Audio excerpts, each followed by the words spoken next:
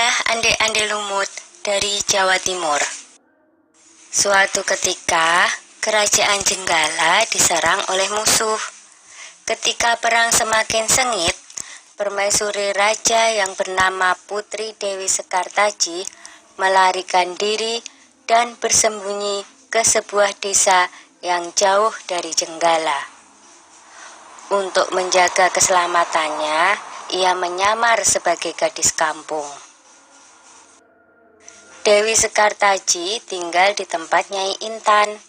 Nyai Intan adalah seorang kaya yang mempunyai 3 putri, yaitu Kelenteng Abang, Kelenteng Ijo, dan Kelenteng Biru. Oleh Nyai Intan, Dewi Sekartaji diangkat anak dan diberi nama Kelenteng Kuning. Setelah keadaan di kerajaan Jenggala kembali tenang dan aman, sang pangeran mencari jejak istrinya. Ia pergi dan menyamar menjadi seorang pangeran yang sedang mencari jodoh. Panji Asmarabangun menyamar dengan nama Ande Lumut, lalu membuat sayembara. Dalam waktu singkat, berita sayembara itu tersebar jauh hingga ke desa si Kelenteng Kuning. Kelenteng Abang, Ijo, dan Biru mendengar kabar sayembara itu. Mereka sangat senang dan ingin mengikuti sayembara itu.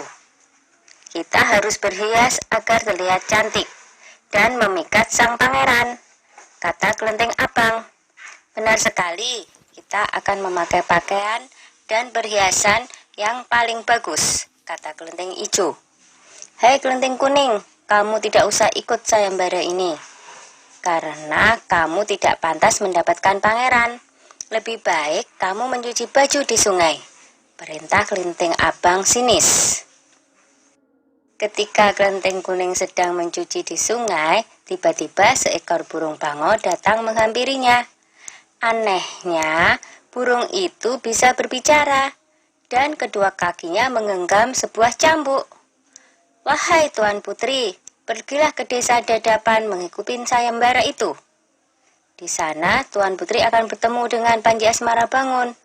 Bawalah cambuk ini, siapa tahu nanti dibutuhkan, ujar sang bango sambil meletakkan cambuk itu di atas batu. Burung bango itu lalu terbang ke angkasa dan menghilang sebelum Kelenteng Kuning menjawabnya.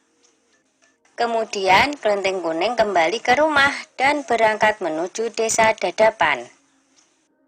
Sementara itu, di tepi sungai Bengawan Solo, ketiga saudara dan ibu angkatnya bingung karena harus menyeberangi sungai, tetapi tidak ada perahu. Bagaimana cara kita menyeberang, Bu? Tanya Kelenteng Ijo dan saudarinya. Lalu mereka melihat seekor kepiting raksasa. Kepiting itu adalah Yuyu Kangkang, utusan Ande Lumut. Dia diutus menguji para peserta sayembara yang melewati sungai tersebut.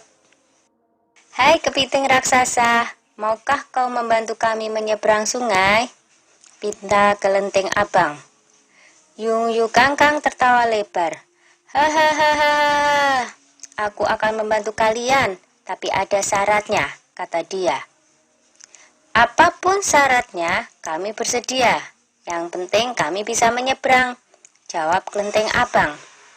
Kalian harus menciumku, kata Yuyu Kangkang.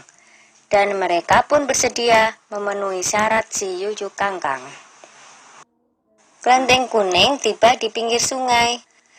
Yuyu Kangkang mengajukan syarat yang sama, tetapi Kelenteng Kuning menolak. Dia tak ingin mengkhianati suaminya. Berkali-kali Kelenteng Kuning memohon, tetapi Yuyu Kangkang tetap menolak. Akhirnya Kelenteng Kuning memukulkan cambuknya ke sungai, dan seketika itu air sungai Bengawan Solo surut. Melihat itu, Yuyu Kangkang ketakutan dan segera menyeberangkan Kelenteng Kuning, bahkan mengantarnya sampai ke desa Dadapan. Sayembara pun dimulai. Secara bergiliran, Kelenteng Abang dan adik-adiknya menunjukkan kecantikan mereka di hadapan Ande Lumut. Namun, tak seorang pun di antara mereka yang dipilih oleh ande-ande lumut. Ampun pangeran, hamba mohon, terimalah salah satu putri hamba, iba Nyai Intan. Ande-ande lumut menjawab, wahai Nyai Intan, ketahuilah, aku tidak bisa memilih seorang pun dari putrimu, karena mereka telah mencium si Yuyu Kangkang. Sambil menunjuk kelenteng kuning, pangeran melanjutkan, aku memilih gadis ini karena dia telah lulus ujian, tidak mau mencium si Yuyu Kangkang.